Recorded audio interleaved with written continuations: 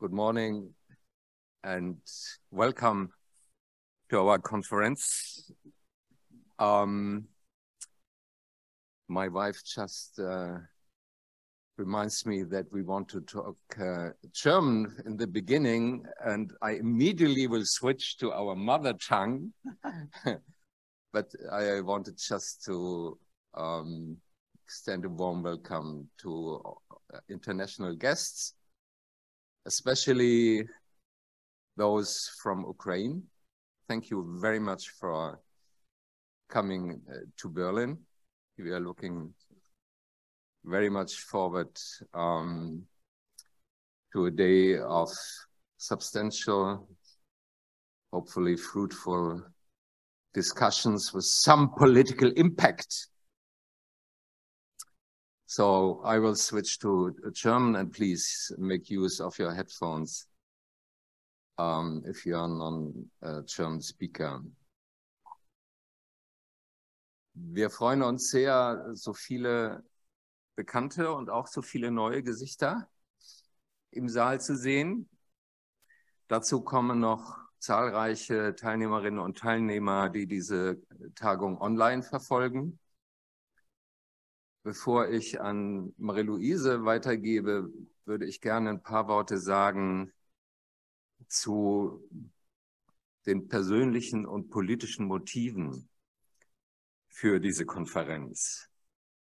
Als wir unser Zentrum Liberale Moderne 2017 aus der Taufe gehoben haben, war längst klar, dass die Ukraine ein zentraler Schauplatz im großen Ringen zwischen Demokratie und Autoritarismus ist. Und aktuell sind es zwei Länder, die im Brennpunkt dieser Auseinandersetzung zwischen Freiheit und Despotismus stehen.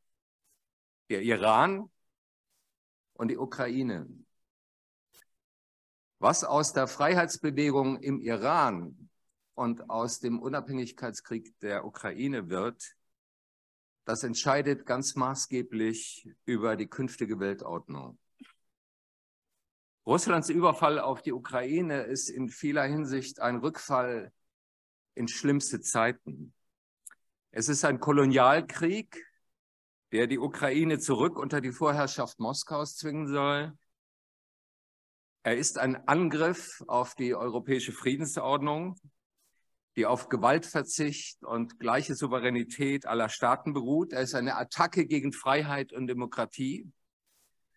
Und nicht zuletzt ist er ein Frontalangriff auf das Völkerrecht, ausgeübt von einem ständigen Mitglied des Sicherheitsrats der Vereinten Nationen. Was diesen Krieg im Besonderen charakterisiert, ist die entfesselte, von allen Hemmungen befreite Gewalt gegen die Ukraine als Nation. Wir werden heute noch bedrückende Zeugnisse zur Ermordung von Zivilisten, Vergewaltigungen, Folter, Verschleppung von Kindern und der systematischen Bombardierung der zivilen Infrastruktur der Ukraine hören. Russlands Krieg zielt darauf ab, die Lebensgrundlagen der Ukraine zu zerstören und ihre nationale Eigenständigkeit zu brechen. Wenn solche Gräuel straflos bleiben, dann ist die Büchse der Pandora weit offen. Dann herrscht wieder international das Faustrecht. Das Verbot des Angriffskriegs und die Einhegung bewaffneter Konflikte durch das Kriegsvölkerrecht sind zivilisatorische Errungenschaften. Sie müssen unbedingt verteidigt werden. Unsere Konferenz wird eine vorläufige Bestandsaufnahme dieser Kriegsverbrechen vornehmen, und im Zentrum steht die Frage, wie weit sie unter die Völkermordkonvention der Vereinten Nationen fallen und welche Verpflichtungen daraus für die internationale Gemeinschaft folgen. Sie kann ihrer Responsibility to Protect nicht länger ausweichen. Für Marieluise und mich steht dieses Thema auch in der Kontinuität unserer politischen Biografien. Für uns war die Schreckenserfahrung des Bosnienkriegs zu Beginn der 90er Jahre eine einschneidende Erfahrung, als zum ersten Mal nach 1945 ein Vernichtungs- und Vertreibungskrieg auf europäischem Boden stattfand. Damals brauchte die internationale Gemeinschaft 3 quälend lange Jahre, bis sie ihrer Schutzverantwortung endlich gerecht wurde.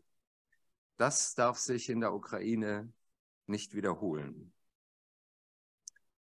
Wir danken unseren internationalen Partnern für die gute Zusammenarbeit, dem Atlantic Council, dem Ukrainian Jewish Encounter sowie dem Raoul Wallenberg Center for Human Rights. Ihm und dem New Lines Institute verdanken wir die bislang umfassendste Studie zur Bewertung der russischen Kriegführung im Lichte der UN-Völkermordkonvention. Sie ist eine wichtige Arbeitsgrundlage für unsere Konferenz. Dem Auswärtigen Amt danken wir für die finanzielle Unterstützung dieser Tagung. Ebenso unserem guten Freund Leonid Nevslin, Rechtsanwältin Anne Rumesabe und Professor Klaus Kress für fachliche Beratung und tatkräftige Unterstützung.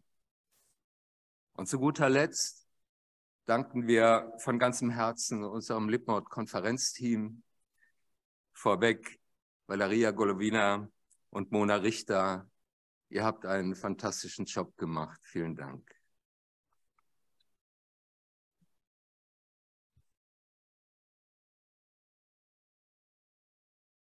Und jetzt Marieluise, die auch durch den ersten Teil dieser Tagung führen wird. Ihrer Hartnäckigkeit verdanken wir, dass diese Konferenz heute zustande gekommen ist. Dankeschön.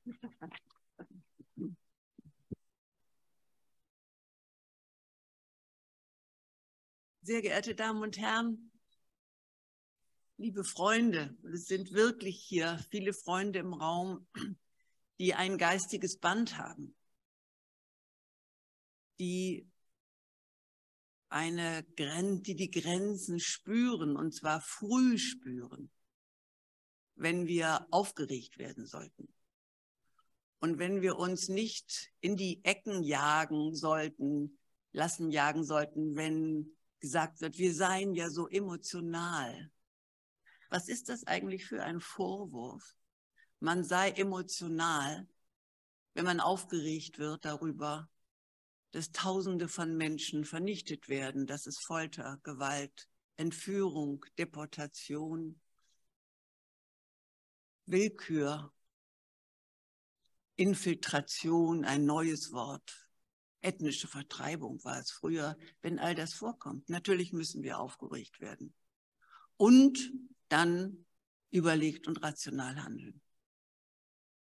Ich will nicht verhehlen, dass bei dem Wort Genozid oder Völkermord man in Deutschland auf Widerstände stößt. Widerstände und Sorge. Wir könnten hier in Deutschland versucht sein, die Einzigartigkeit der Shoah zu relativieren, indem wir mit Verwendung des Begriffs Völkermord eben darauf hinweisen, dass ja nun die Vernichtung der europäischen Juden nicht die einzige Vernichtung eines Volkes gewesen ist, die unfassbar ist für unser Denken. Es gibt in Deutschland Zurückhaltung, zum Teil sogar ein Tabu, aber das ist nicht das, was die Geschichte uns aufgegeben hat. Die Geschichte hat ihre UN-Konvention 1948 nicht verfasst, um rückwirkend noch einmal festzustellen, was ein Genozid ist, die Vernichtung eines gesamten Volkes, sondern sie hat sich genannt Convention for the Prevention of Genocide. Und das ist ein Auftrag an uns, nämlich nicht der Auftrag, die Shoah immer wieder sich anzuschauen und sie dann in einen Schrank zu sperren und die Tür ganz fest zuzuhalten, damit ja nie wieder an diese Erinnerung an die daraus herfolgende Auftrag für unsere Generation sichtbar werden könnte. Also es gibt einen Auftrag und deswegen sitzen wir auch hier. Der erste, der in Deutschland uns daran erinnert hat, dass wir mit diesem Blick und dieser Perspektive das Geschehen in der Ukraine betrachten müssen, war Professor Luchterhand, der schon Anfang März, und er ist russisch- und ukrainischsprachig, also er kann auch verfolgen, was vor Ort passiert. Als Professor Luchterhand je massiver sich die Dramen und Tragödien in Mariupol ereigneten, geschrieben hat, alles weist darauf hin, dass wir es dort mit einem Völkermord zu tun haben. Wir haben die Ankündigung der russischen Führung, dass der Staat der Ukraine keine Existenzberechtigung hat. Wir haben die Ankündigung, dass es ein ukrainisches Volk nicht gibt. Wir haben einen systematischen Angriff auf die Zivilbevölkerung. Sie alle erinnern das Maternity Home, das Kinderkrankenhaus und Geburtskrankenhaus, das Theater, das bombardiert wurde. Und es gibt ein Versperren der Fluchtwege. Die Besatzer, Usurpatoren haben den Menschen die Möglichkeit zu fliehen verstellt. Das alles war für Professor Luchterhand schon Anfang März genug, um zu sagen, jetzt müssten wir uns mit der Völkermordkonvention auseinandersetzen. Und er hat uns noch etwas gelehrt, was auch wichtig ist, auch für uns in Deutschland. Es gibt oft das Gefühl, Völkermord kann erst dann greifen, wenn ein gesamtes Volk vernichtet ist. Das ist aber nicht der Sinn der Völkermordkonvention. Der Sinn der Völkermordkonvention ist, schon wenn es begonnen wird, schon das Vorhaben, ein ganzes Volk auszulöschen, bedeutet, dass die UN-Konvention greift. Und wir konnten das lernen mit Srebrenica. Nicht der gesamte Krieg der Tschetniks und der Serben gegen Bosnien ist zum Völkermordkrieg erklärt worden durch Gerichte später, sondern das Ereignis in Srebrenica begrenzt auf eine überschaubare Gruppe, aber eben mit der Intention, die bosnischen Muslime auszulöschen. Wir haben in Deutschland, als wir den ersten Versuch haben, diese Debatte zu starten, nur ein schwarzes Loch erreicht. Und die Wallenberg-Studie, die auch von so vielen renommierten Menschen unterschrieben worden ist, hat nochmal einen neuen Anlauf gemacht. Und sie hat auf etwas hingewiesen, was auch aus der UN-Konvention erfolgt. Ralf hat es eben genannt, die Verpflichtung zu schützen, so wie wir es können. Und die Debatte in Deutschland dazu ist sehr lebendig und überhaupt im Westen. Es gibt eine zweite Initiative, die insbesondere von der ukrainischen Regierung verfolgt wird, nämlich War of Aggression. Über alles das werden wir heute reden. Wir sind kein Gericht, aber wenn man über Prevention redet, muss man eine politische Einschätzung machen. Und wir sind heute hier da für die politische Einschätzung, weil gerichtliche Entscheidungen in der Regel immer erst posthum kommen.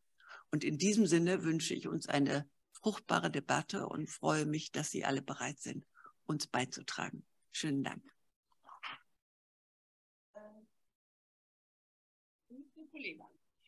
Ich glaube, ich brauche den ukrainischen Außenminister nicht vorzustellen mit seiner Vita. Wir hatten viel Aufregung um diese Botschaft, weil der Strom ausgefallen war in Kiew. Es sind die Kriegszeiten. Aber trotzdem ist es heute Nacht noch möglich gewesen. Er steht sehr hinter unserem Vorhaben und hat uns eine Videobotschaft geschickt, dass er nicht reisen konnte, ist für alle nachvollziehbar. Und ich glaube, die sehen wir jetzt hier. Dear ladies and gentlemen, I'm grateful to Centrum Liberale Moderne and personally to Marieluise Beck for inviting me to participate in today's conference. Its topic could not be more relevant: international law against genocide. It goes to the heart of the matter. I must confess that it's emotionally difficult to reflect on an ongoing genocide. The Ukrainian people is a centuries-old nation with its unique culture, language, traditions, and identity. Russia's brutal attempt to erase Ukrainian identity and wipe an entire nation off the map of Europe is probably the most horrific development of this century. And we are living through this horror right now. When I think about the innocent victims of this genocide, I realize we owe justice to them. We cannot rest until this justice is delivered. First of all, we need to clearly focus on why Russia's war of aggression against Ukraine is genocidal in its nature, and why actions of Russians meet the criteria of genocide. The 1948 Genocide Convention sets out clear parameters of this crime.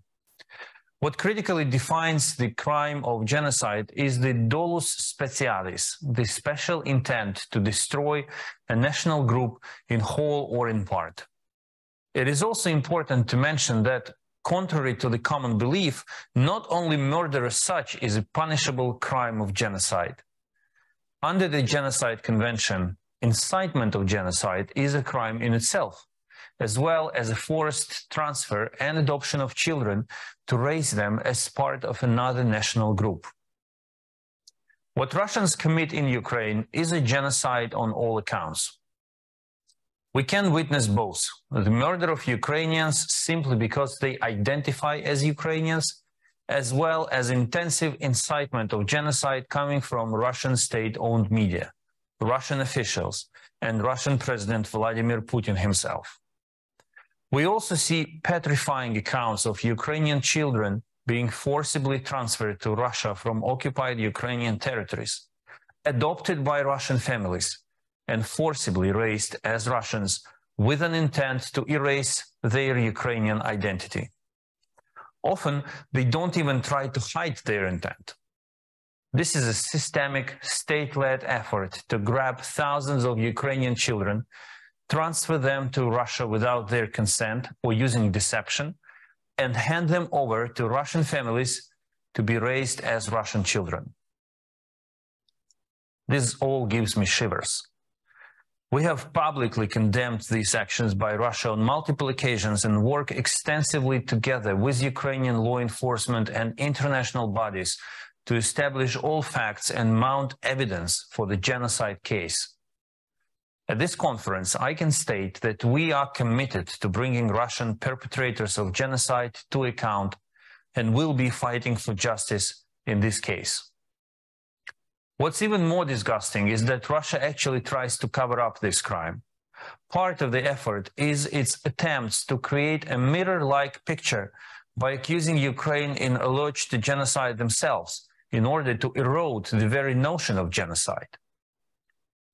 Days before launching his full-scale war of aggression, Putin was speaking in Moscow at a joint press conference with German Chancellor Olaf Scholz and used the word genocide to accuse Ukraine of killing Ukrainians from Ukrainian Donbass.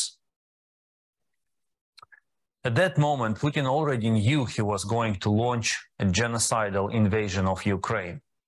He brought this word to the discourse in order to completely discredit the term, its legal significance, the convention behind it, and the international law as such. Another curious detail here is that Putin is indeed obsessed with Germany and the Second World War as a critical part of the Kremlin's long-term revanchist ideology. So saying this in front of the democratically elected chancellor of free Germany mattered a lot for Putin. Unlike Russia, Ukraine takes the very term genocide very seriously and seeks to keep it strictly within the legal framework. This cautious responsibility comes from our history.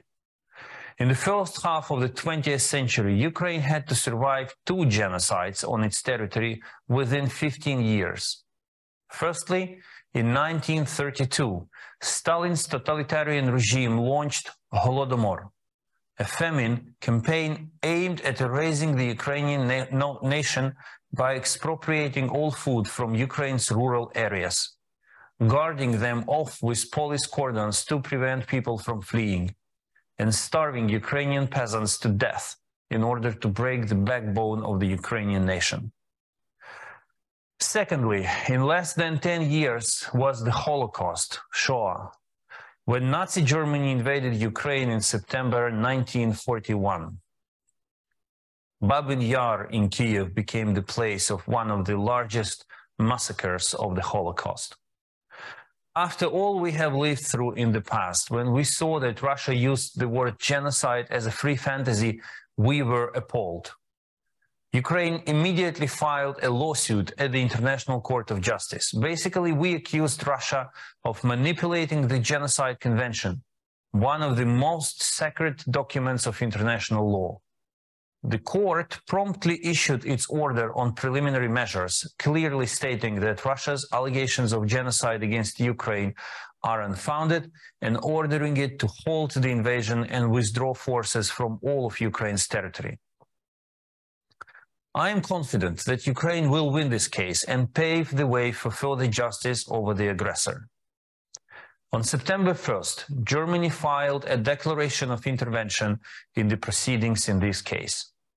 I am grateful to Germany for clearly taking our side, especially in this case, and especially Germany. Having Germany as an ally in international legal cases surrounding Russian aggression not only makes Ukraine's position stronger, but also manifests the very idea of justice. Change is possible. Long-term systemic efforts can bring forgiveness and change perceptions. We count on Berlin's further engagement in our legal affairs. When we talk about genocide, I also have to address one elephant in the room. Till now, the Holodomor is not recognized by the German Bundestag as genocide against Ukrainians. I am sure obstacles have always been political, namely the absence of the previous German Bundestag's political will and the good old policy of trying not to provoke Russia. All of these factors have made the issue stuck in Bundestag's limbo. Famous Raphael Lemkin, the author of the term genocide, identified the Holodomor as, I quote, the classic example of Soviet genocide, end of quote. There could not be a better legal assessment. This November will mark the 19th anniversary of Stalin's genocide against the Ukrainian people. I count on seeing a just, historic decision approved by the German Bundestag already this fall, to commemorate the victims of that tragedy, but also to finally restore international law and justice.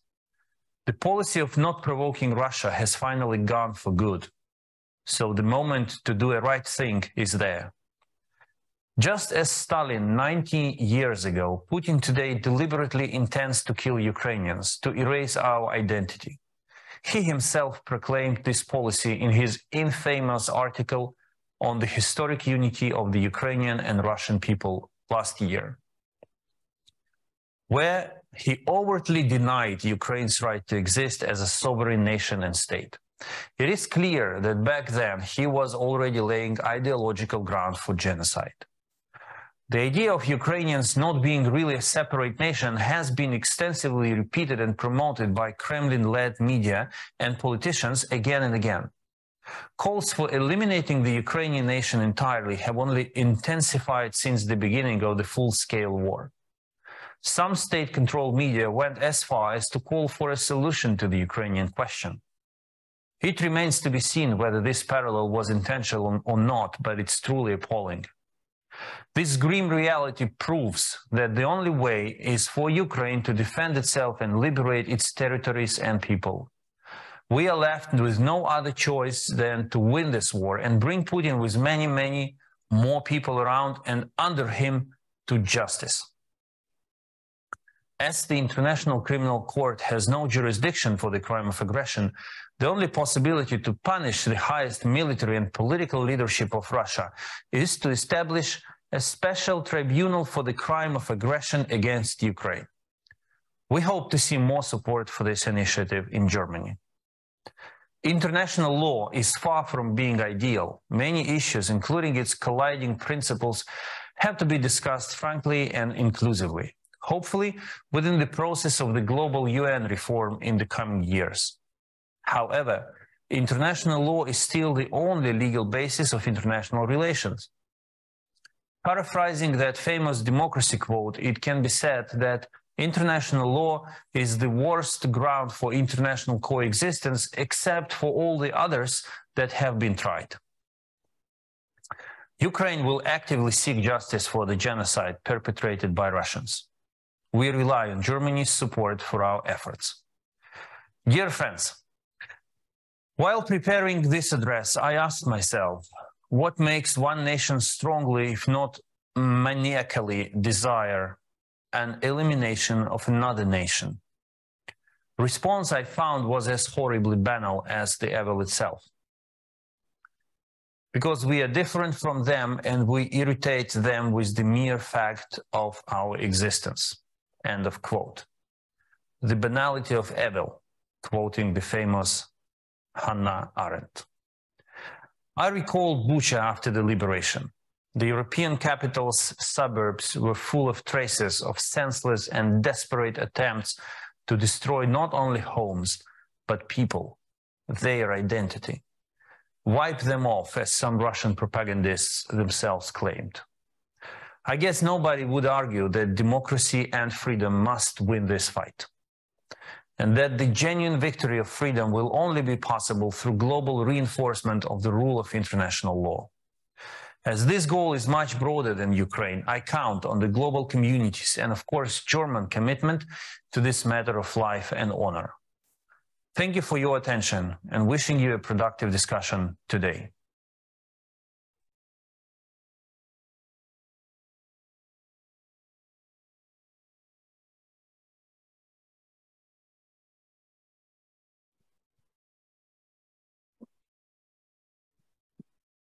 Yes, this is really an urgent address to us and asking us to act. We now will have got Richard Goldstone, all those who have been working on the question of accountability know his name. He's been working for more than 20 years in South Africa, and then he was the one who was in the International Court accompanying the case of Rwanda and Bosnia, which both almost took place in the same time. Once in a while, you wish people would be here physically, but on the other side, the fact that somebody from South Africa now is willing and able to talk to us, I think we can accept having him online. And I think it's time to start. Thank you. I'm sorry about the problems at the beginning, but I began by saying that it's a great honor to have been invited to give some introductory remarks to this important conference in Berlin. I begin with first principles and go back to the United Nations Charter, where Chapter 1 contains the purposes and principles of the organization. It contains only 2 articles. Article 1.1 states that the purposes of the United Nations include the maintenance of international peace and security and the suppression of acts of aggression. Article 2 contains the principles by which the UN and its members shall act. Importantly, for present purposes, it is provided in Article 2.4 that all members shall refrain in their international relations from the threat or use of force against the territorial integrity or political independence of any state. In 1945, there were 51 founding members of the United Nations. One of them was Ukraine. Another was the Soviet Union. The Charter entered into force on the 24th of October of 1945 upon its ratification by the 5 permanent members of the Security Council. In a letter dated the 24th of December, 1991, Boris Yeltsin, the president of the Russian Federation, informed the Secretary General of the United Nations that the membership of the Soviet Union in the Security Council and all other United Nations organs, including the General Assembly, would be continued by the Russian Federation with the support of the 11 member countries of the Commonwealth of Independent States. Thus, the Russian Federation became bound by the provisions of the Charter. There can be no doubt that Russia was in blatant violation of the UN Charter when in 2014 it invaded Ukraine and illegally annexed the Crimean Peninsula. It was a manifest act of aggression. At the behest of 42 countries, the Security Council sought to adopt a resolution condemning that aggression. Not surprisingly, all of those attempts, and no less regrettably, were vetoed by Russia. The General Assembly then considered the matter, and on the 27th of March 2014, it adopted a resolution supported by 100 member states, affirming the General Assembly's commitment to the territorial integrity of Ukraine within its international recognized borders, and underscored the invalidity of the 2014 referendum that was held by Russia in Crimea. Only 11 states voted against the resolution. There were 58 abstentions, and 24 states did not vote. 26 African nations abstained, and 6 African nations did not vote. That annexation by Russia was followed by further incursions, military incursions by Russia and Russian-backed separatists in other regions of Ukraine. They culminated in the all-out war that has been waged by Russia against Ukraine since the 24th of February of this year. This armed conflict is without question the most egregious crime of aggression perpetrated since World War II. That Russia was in any way threatened by Ukraine or was called upon to denazify Ukraine is a blatant fabrication and constitutes dishonest propaganda. It is hardly surprising that on the 2nd of March 2022, the General Assembly, under its Uniting for Peace system, demanded that Russia end its military operations in Ukraine. Of the 193 members of the United Nations, 141 nations voted in favor of the resolution, which also reaffirmed, I quote, Ukrainian sovereignty, independence, and territorial integrity. There were 5 votes against it, only 5 votes, and 35 abstentions, of which again 16 were by African states. Another 8 African states were absent for the vote. In its strongest show of support for Ukraine on the 12th of October 2022, the UN General Assembly adopted a resolution condemning and rejecting Russia's move to annex Ukrainian territory. The vote was 143 in favor and 5 against. 35 countries abstained, again including a number of African states abstaining or absent. I would mention that, in my view, there are 2 main reasons for the lukewarm support for Ukraine from a number of African states. The first is their perceived self-interest. And the second, importantly, is a protest at the double standards that are applied by many members of the United Nations.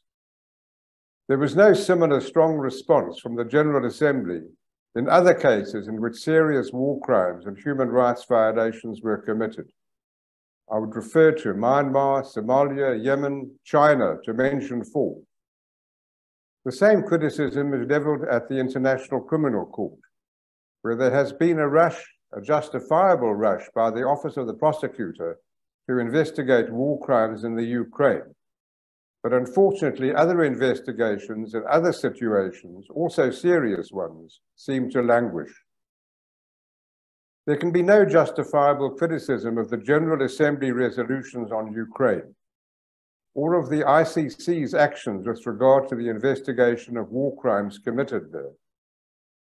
But there is every reason to call for a more even-handed and principled approach in all of the organs of the United Nations in respect of other similar situations. Serious violations of the UN Charter should not be tolerated, regardless of the nation that might commit them. The crime of aggression committed by a permanent member of the UN is a matter of the utmost gravity and constitutes a threat to international peace and security. It undermines the very raison d'etre of the organization. Indeed, I would go so far as to say that it makes a mockery of the UN Charter. At the heart of the problem in the case of the war in Ukraine is the use of its veto by Russia to disable the Security Council from taking steps to order compliance with the terms of the UN Charter. The use of the veto against steps to prevent aggression and other international crimes, atrocity crimes, is contrary to the letter and the spirit of the Charter. Hence the intrusion of the General Assembly into areas that should primarily be the concern of the Security Council. It is noteworthy that on the 26th of April 2022, the General Assembly decided that its president should convene a formal meeting within 10 working days of the casting of a veto by one or more permanent members of the Security Council, and to hold a debate on the situation in respect to which the veto would cast. This will undoubtedly raise the political cost to a permanent member exercising its veto power. Unfortunately, it will not stop the use of the veto. There is also growing support for the General Assembly to approach the International Court of Justice for a declaratory order to the effect that it is unlawful for a permanent member to use its veto power to defeat a resolution of the Security Council intended to prevent or end alleged acts of aggression, genocide, crimes against humanity, and war crimes. It is essential that the Russian leaders, President Putin and those collaborating with them, should be held accountable for the crimes of aggression and war crimes that have been perpetrated in the invasion and annexation of parts of Ukraine. The International Criminal Court, as the Minister pointed out, lacks jurisdiction to investigate the crime of aggression committed by the leaders of Russia.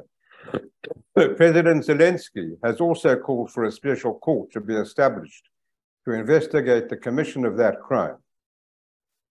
There is ample precedent to justify the UN General Assembly partnering with Ukraine to set up such a special court. A special criminal tribunal was established pursuant to a resolution of the Security Council in the case of Sierra Leone, and in the case of Cambodia, pursuant to a resolution of the General Assembly. There is no reason for such a special court not to operate alongside and in cooperation with the International Criminal Court. The victims of Russian crimes are entitled to justice, and those responsible for perpetrating them should be held to account. The politics and double standards may unfortunately be unavoidable, but that does not mean that the truth should be denied or the consequences of serious violations of international law ignored. The time to act is now. Thank you very much.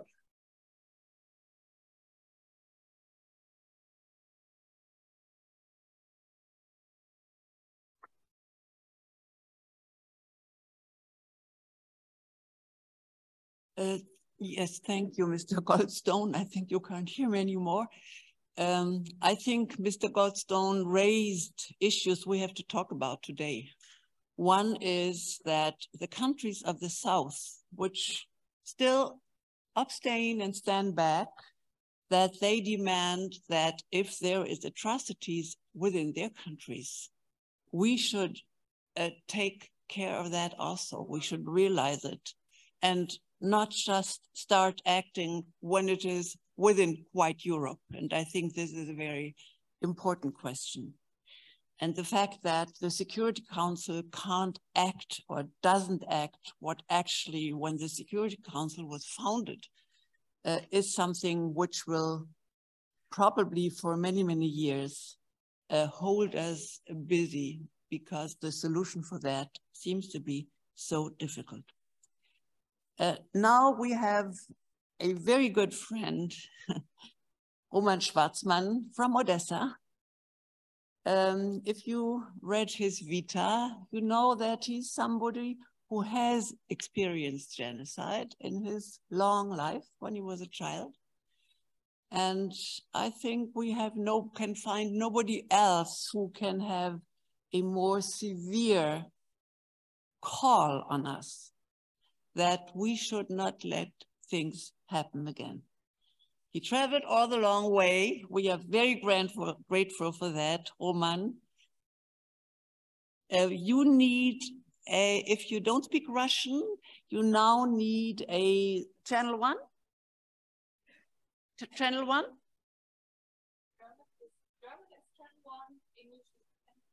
Okay, German channel 1, English channel 2. Roman.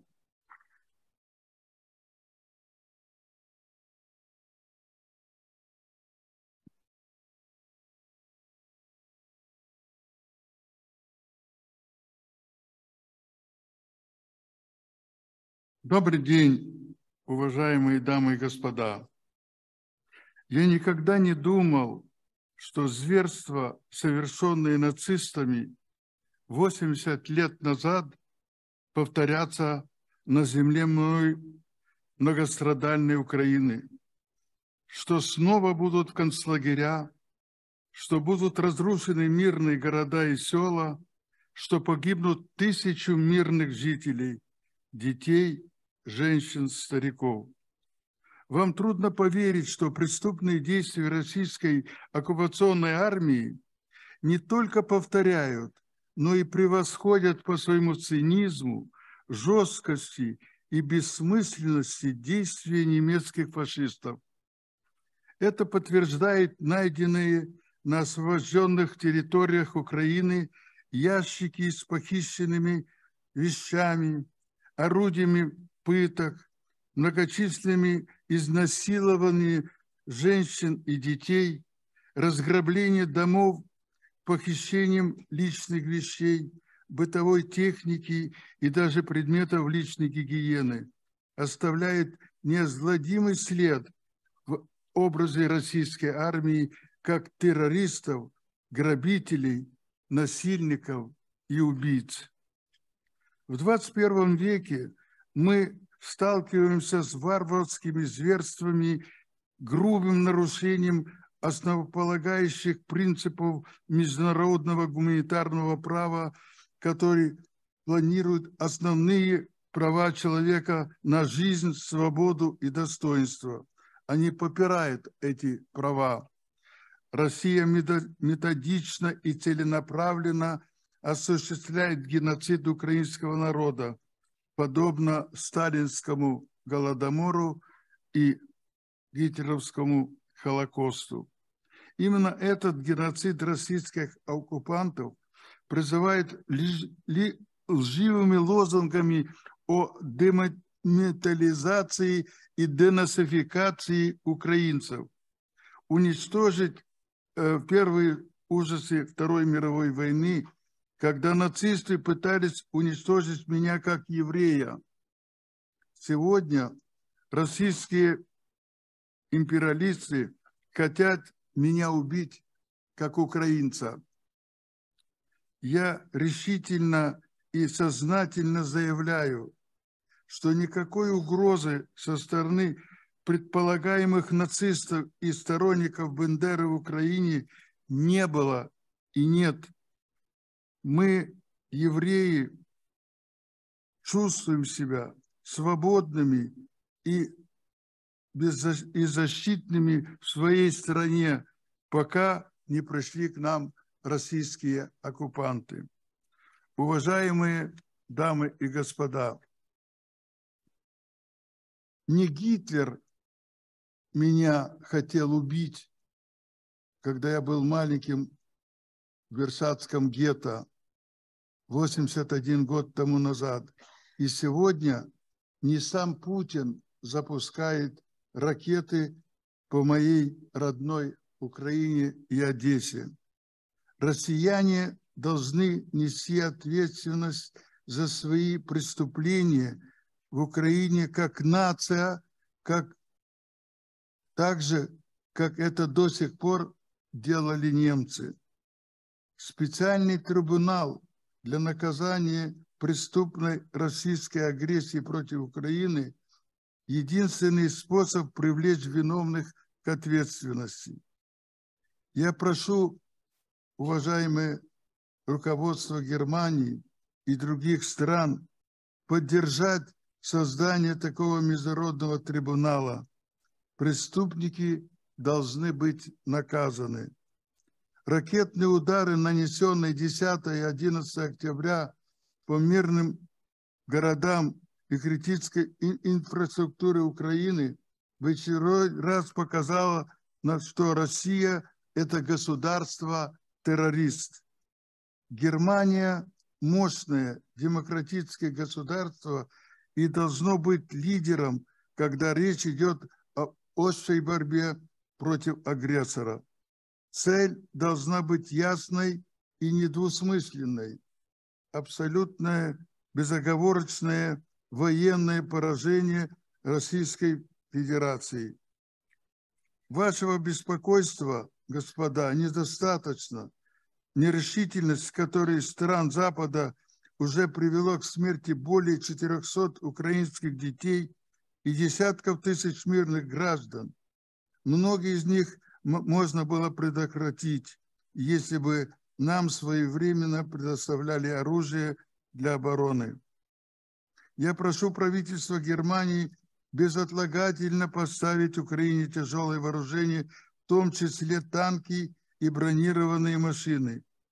Я благодарен Германии за уже сделанное, за инициативу укрепить противовоздушную оборону Украины и артиллерию, за первую немецкую систему ПВО. Я знаю, что вы делаете все возможное, чтобы доставить следующее как можно быстрее. Сделайте, пожалуйста, все возможное. Я уверен, что вместе мы победим. Слава Украине! Ja, Sie können sehen, Roman trägt das Bundesverdienstkreuz, weil er nicht als Individuum gelebt hat, nachdem er dem Schrecken, oh, excuse me, I have to switch to English. No, German. weil er nicht einfach in sein Privatleben zurückgekehrt ist, nachdem ihm sein Leben gerettet worden ist, sondern er hat sich seit der Selbstständigkeit der Ukraine in internationalen Organisationen engagiert und ist eine ganz wichtige Stimme, und zwar indem er nicht nur sagt, schützt uns Juden aus der Ukraine, sondern schützt unsere Ukraine. Ich glaube, das ist die wichtige Botschaft. Schönen Dank, Roman, dass wir dich rausholen konnten aus Ukraine, weil wir alle wissen, du bist entschieden zu bleiben.